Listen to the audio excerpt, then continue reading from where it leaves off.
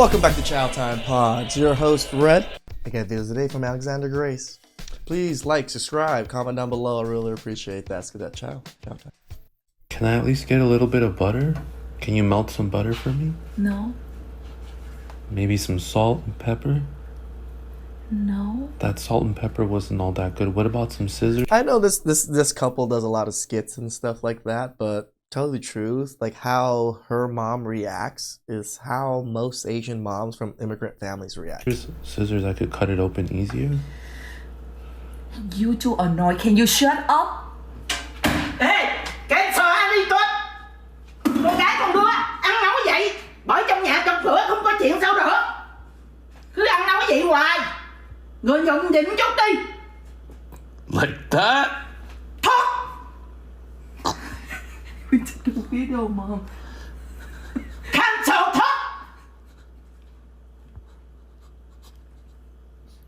Cancel talk. It's the best line of the year so far. There's this whole trend on TikTok of women disrespecting their boyfriends in front of their mothers to film their reaction. And they usually go like this, like the mother's freaking out. I raised you to be respectful, to be a lady. This is how you treat your man? Cancel attitude. There is a generational divide when it comes to values between young women and old women. For women over 65, 40% of them identify as conservative, 33% as moderate, and 25% have liberal values. But for young women aged 18 to 29, it's reversed. 40% of young women are liberal and only 21% are conservative. It didn't used to be this way. Look, 25 years ago, it was roughly the same. Now, young women are twice as likely to have progressive values over traditional ones. The trend is actually the same for older women. In both graphs, you can see a dramatic shift away from traditional values. So what exactly has changed for women? Why have they become so much more progressive? Have they become more compassionate, more caring, more tolerant? Is that why they're more liberal? Absolutely not. It is not compassion for victims that motivates women.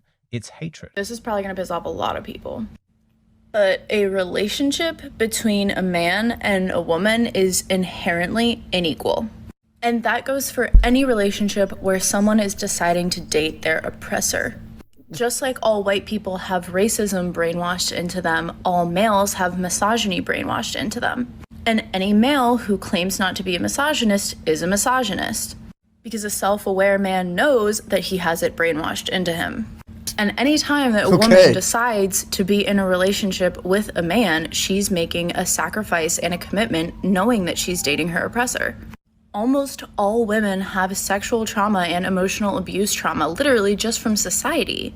And she's taking a risk in being with you and making... This victim mentality that she's portraying right here is beyond everything else that I've ever seen. A commitment to help you undo your brainwashing. Here is the brutal truth. All the rah-rah feminism that began the movement of like, we're women, we're strong, we can prove ourselves, we can do anything that a man can do. It was not sustainable because women couldn't prove themselves. They can't do everything that a man can do. They tried, they failed. And with that failure, they lost the enthusiasm for that rah-rah, we can do it feminism. And so it morphed into the feminism of it's all men's fault. Blame men, hate men, we are all victims. They actually adopted victimhood as a core principle of femininity. But guess what? Victimhood makes you miserable. It should never serve as the foundation of a value system. Us men, we could have told women that because we know it to be true. When you feel like a victim, like everything is unfair and there's nothing you can do to improve, life sucks. You've got no motivation. You become depressed. This is what has happened to women, but for some reason, they're not connecting the dots. They don't realize that there is a clear link between their worldview and how miserable they are. But the science is clear. This paper was not written explicitly about feminism, but let me read a part of this to you and you decide for yourself if this describes modern feminism and their victim mindset. Based on clinical observations and research, the researchers found that the tendency for interpersonal victimhood consists of four main dimensions.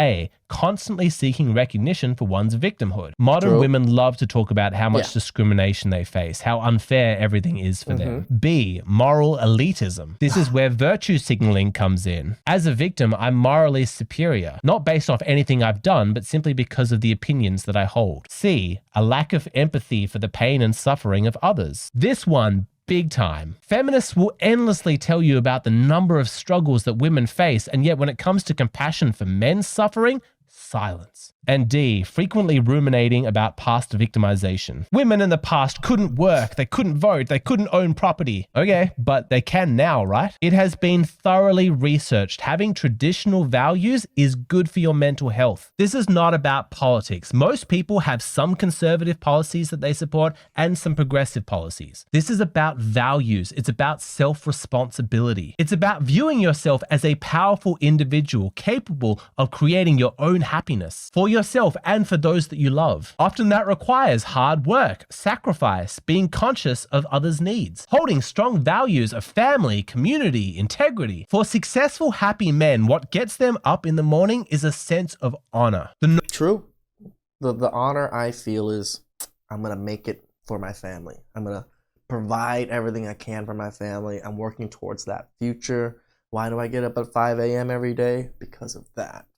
Ability of meeting your obligations, fulfilling your responsibilities, testing yourself to be the best version of you that you can be. Right. When a woman shares those values and is motivated by that same level of intensity, it's immensely attractive. But sadly, it seems as though we have been paired with a generation of women who are devoid of those values, who are only motivated by money and status. Would you rather marry a guy who is rich, buys you a ton of fancy shit like Birkins, brings you on dope trips, but cheats on you?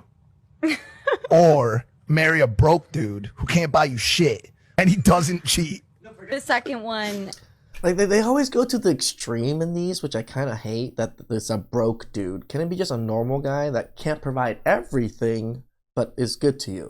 Does not cheat. No, he don't cheat. He loves you. Like literally he sends you flowers on the most random days with little teddy bears that are holding like a tiny balloon. I'm going to say the first guy. Here's why. And here's why. Here's why. This is why the red pill community exists. God help us. I don't know how many books or TV shows or movies we need before this message finally sinks in. Money does not buy happiness. It doesn't. Empty, mindless consumerism leads to depression, not fulfillment. We've heard the same story 1,000 times. Some rich old dude dying in his bed saying, God, I wish I'd spent more time with my family. No one's at death's door saying, God, I wish I'd made more money. I wish I consumed more, bought more luxury objects. This fixation that modern women have on money and hedonism, just living in the moment, maximizing pleasure, giving no thought to the future, that is moronic. Why would any woman adopt this as part of her value system? It is scientifically proven to make you miserable. Your life has to have substance. Reading from this article, positive psychologists have established that merely to have a good time in the present moment does not provide the basis of a life of well-being. There are many other important factors, for example, a sense of purpose and meaning, positive relationships, regular periods of flow, absorption or engagement in activities, a positive thinking style, a sense of accomplishment and achievement, having regular contact with nature, practicing acts of altruism, and a sense of self-development are also important sources of well-being. Hedonism is widespread in this generation of women, but it is also one of the ugliest traits that a woman can have. It's truly nauseating to observe. And it is particularly disgusting when you see women gloat about their empty materialism as a way of trying to shame those women who have dedicated themselves to having a family. Welcome to my fucked up, boring, horrible, God-forsaken child-free life. I wouldn't wish this existence upon anyone in business class. Ugh. Going to Europe again, eating more chocolate. Friggin' hate this shit. This bird is like, I wish you had a kid. Look at this city landscapes and like some swans and this pizza. God, these dogs. Why aren't they children? Anyway, here's some more meaningless landscapes. I wish I could erase these memories from my brain. These grapes make me wish I was pregnant for 9 months and can't drink them. Yeah, macarons. Ugh, children again. I'm in another vineyard. What hell is this? What tormented prison am I in? If this is the kind of stuff I think about on my deathbed, it is going to be a living nightmare. Ugh, chocolate, disgusting. Disgusts me because it has no purpose. I bet the children of the people who build these I would want to say you're freaking overweight as hell, lady. buildings Just by looking at changed this. the world. I bet they made everything better and their bloodline is remembered.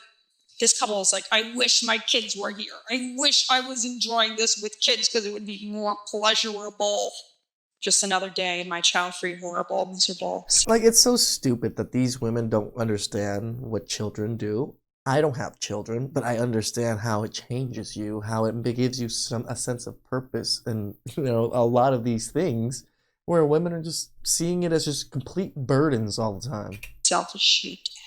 On top of being shamelessly superficial, this kind of thinking is just dumb. I don't mean dumb like an insult. I mean dumb like just lacking intelligence. One of the hallmarks of being smart is your ability to plan for the future. Short-term pleasures do not last. You can't travel Europe forever, and if you tried, you'd probably get bored. Because guess what? True happiness is not achieved by pleasure, but by meaning. Women who are smart enough to embrace their biology, they want children, they want to be mothers, they display a rich, beautiful femininity with an obvious inner contentment because they know that by having children, they have made a very smart long-term investment. Having a baby is literally the best thing ever. It can be hard at sometimes, don't get me wrong. There are hard nights and they do cry and there's dirty diapers, but nothing beats just like looking at your baby's face and knowing they're yours. You are the best thing ever. You're the best thing ever. And you are your baby's whole world. It is literally insane. If you're pregnant right now and nervous, don't be, because as soon as your baby gets here, everything, look at that smile. Even when it's hard, it just feels so perfect. Yeah, you're the best. Yeah, you'll work all the cries and all the poopy diapers. I feel like I'm gonna be a horrible father. Probably spoil. And don't tell me just wait till they're a toddler. I'm so excited to see you grow. Obviously, I'm gonna try not to. Being your mommy is the best thing ever. And as I think most women should think.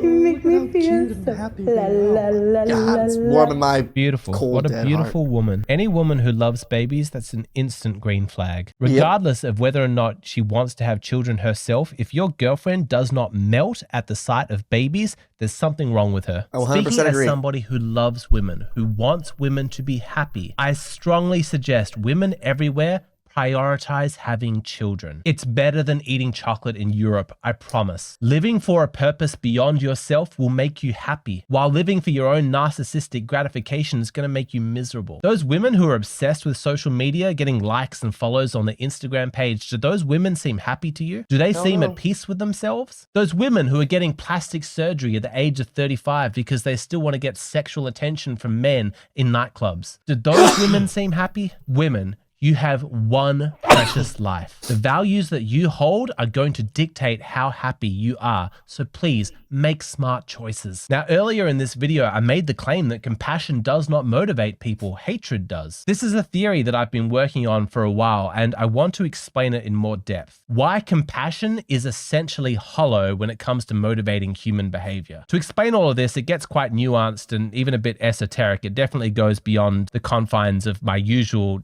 channel discourse about men and women. But I want to explain this to my audience because this has actually massively changed the way that I understand the world. Shout outs to Alex, probably one of the better creators in this space that always thinks more in depth and more of the thought process of men and women back and forth. Great content, and if you want to learn more, please go to his Patreon. It's $5. It's the same as my membership. Just cancel my membership and go to him, because of the knowledge that he can give you and instill in you with those extra videos that are on his Patreons are worth it to me. Please like, subscribe, comment down below. I really appreciate that, and I catch you.